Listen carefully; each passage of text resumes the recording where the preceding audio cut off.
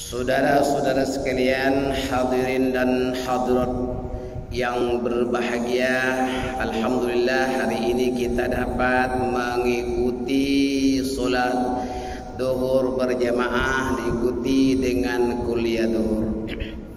Ini merupakan peringatan terhadap diri kita dan keluarga serta sahabat-sahabat handai, di mana banyak kelemahan dan kekurangan di kita ini. Habis salat sebaik-baiknya jangan langsung berdiri keluar, duduk dulu, yakni berzikir, berdoa, kalau boleh bersama imam. Kalau mau cepat boleh baca sendiri, tidak apa-apa. Tapi para jemaah jangan langsung assalamualaikum terus cabut. Itu menyalahi sunnah Rasulullah Sallallahu Alaihi Wasallam. Itu sebabnya kita banyak problem.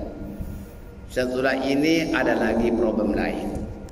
Lihatlah di negeri sana terjadi bencana alam, terjadi huru-hara, terjadi bermacam-macam masalah yang tidak berkesudahan, dan alhamdulillah kita di sini dilindungi oleh Allah Subhanahu wa taala, walaupun ada juga peristiwa kecil yang dimana kadang-kadang di sana ada tanah longsor, ada eksiden, dan juga ada jembatan kapal itu patah dua, ada. Bukan tak ada kecelakaan ada, tapi kita ini perlu ada pendinding, ada pelindung, mohon kepada Allah Subhanahu wa taala. Itu habis solat jangan langsung kita bubar, hendaklah kita membaca zikir. Terutama sekali zikir itu yang dibaca dulu ayat kursi. Ayat kursi itu banyak ismul a'zamnya.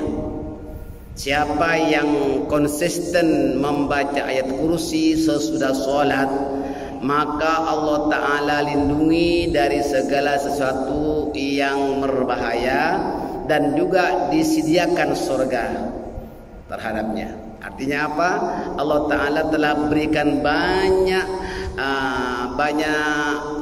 keutamaan untuk menyelamatkan hamba-hambanya dari sesuatu yang tidak kita ingini. Bahkan kalau kita mau drive misalnya, kita kena baca ayat kursi dulu. Sebab apa? Kemalangan atau malang itu tak berbau. Ya, boleh terjadi bermacam-macam peristiwa atau kecelakaan yang tidak diingini. Begitu juga mau tidur, kita sebaik-baiknya sebelum tidur membaca ayat kursi. Paling bagus sekali, diselamatkan oleh Allah Subhanahu wa taala. Yang kedua, zikir Nabi Yunus itu pendek. Kalau ayat kursi panjang sedikit, tapi kebanyakan orang Islam itu banyak hafal, tapi banyak juga yang tak amalkan. Padahal ayat kursi itu mudah dan dia dibaca senantiasa, dipimpin oleh asatidzah, dipimpin oleh imam ketika solat. Paling hafal lah. Kebanyakan orang Islam di mana-mana ayat kursi itu hafal, tapi ada yang tak mau mengamalkan. Nah, yang kedua, zikir yang agak pendek tetapi mengandungi ismul a'zam. Itulah zikir Nabi Yunus alaihissalam, di mana kisah Nabi Yunus ini dan zikirnya telah diabadikan oleh Allah Subhanahu wa taala di dalam Al-Qur'an sebagai itibar bagi umat yang datang kemudian. Ini penting ini. Maka Rasulullah SAW itu telah menjawab pertanyaan sahabat, ya Rasulullah, apakah zikir ini untuk Nabi Yunus saja? Tidak.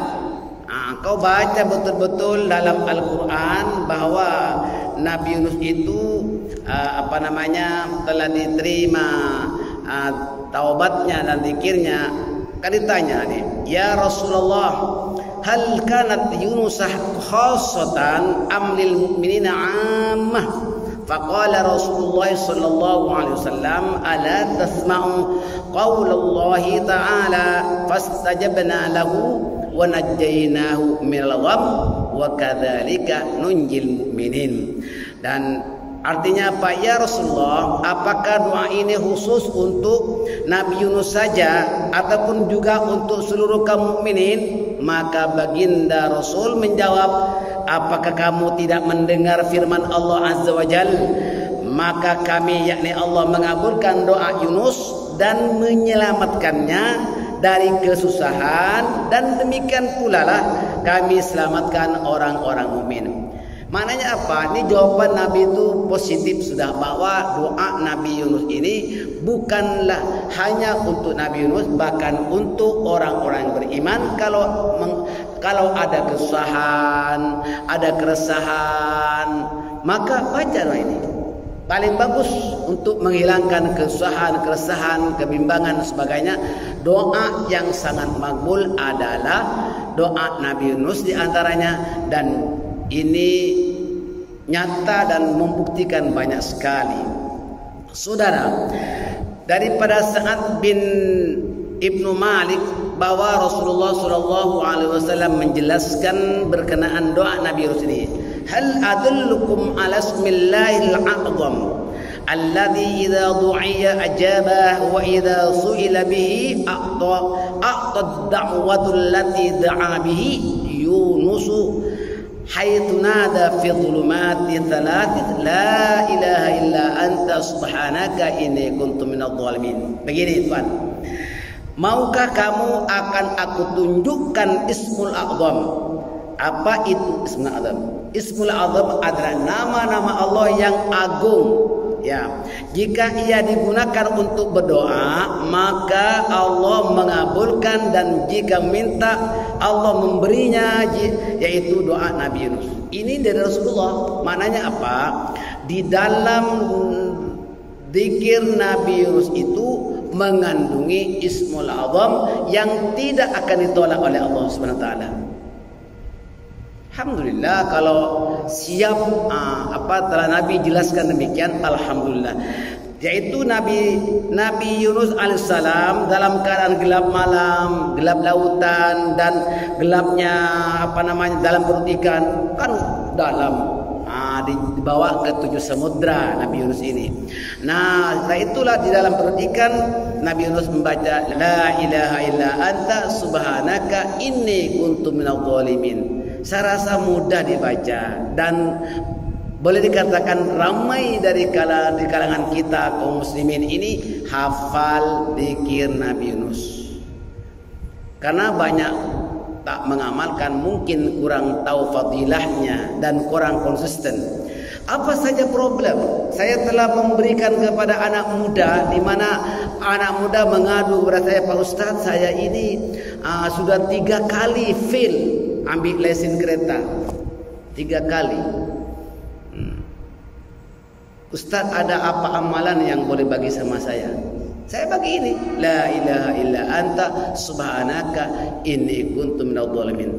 Berapa banyak Ustaz? Baca 40. Boleh baca lebih tak Ustaz? Boleh, baca 100. Saya bilang, alhamdulillah. Bahkan kalau kamu keluar daripada rumah menuju ke tempat ke tempat tester sana, baca terus la ilaha illa anta subhanaka inni kuntu minadh dhalimin, la ilaha illa anta subhanaka inni kuntu minadh dhalimin, sampai alhamdulillah pas. Kemudian hari Senin berikutnya di Darussalam, Senin berikutnya jumpa, alhamdulillah saya pas. Coba bayangkan, padahal dia university itu, bukan orang tak bahasa Inggris, paling pinter.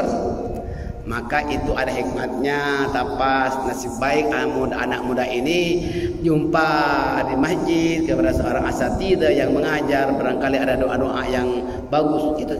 Bahkan bukan hanya itu saja, banyak kali ketika orang itu menghadapi masalah speeding, ini menghadapi tuduhan mungkin juga dirampas atau di jil dan sebagainya, negara file, itu juga la ilaha illa anta saya bagi. Alhamdulillah, dengan la ilaha illa anta ini paling mujarab sekali untuk apa saja kesusahan orang itu dapat mengatasinya. Jadi Bapak dan Ibu sekalian, jangan diabaikan zikir ini. Jangan kita hanya dalam keadaan susah baru baca, tidak, bahkan senantiasa baca.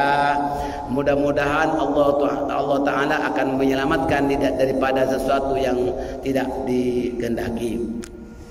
Saudara-saudara kalian, yang kedua yang mengandungi Ismul Azam tadi ayat kursi kan? Ayat kursi itu mengandungi Ismul Azam 17 Ismul Azam. Ayat kursi mengandungi 17 Ismul Azam, nama-nama Allah yang agung. Ya, kalau nama Allah itu Ismul Azam, Allah Jalla Jalaluhu, Muhammad sallallahu alaihi wasallam. Di mana-mana ada nama Allah dan biasanya ada Allah Jalla Jalaluhu. Jadi nama yang paling agung. Ismul Azam ini nama Allah yang agung, tidak akan ditolak seseorang hamba Allah yang berdoa menggunakan Ismul Azam. Apalagi Bismillahilladzi la yadurru ma'asmihi syai'un fil ardi wala bis sama' wa huwas sami'ul alim. Itu pun mengandungi Ismul Azam. Ada hadisnya Bukhari, Muslim, dan bahkan kebanyakan ahli hadis menyokongnya. Maka kebanyakan ulama mengatakan ini hadis dinamakan hadis mutawatir.